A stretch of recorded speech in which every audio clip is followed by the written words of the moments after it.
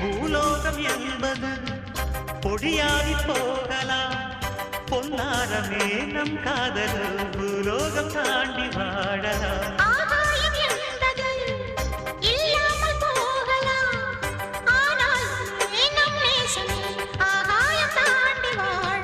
கண்ணீரில் வீரமாகி கரையாட்சி காதலே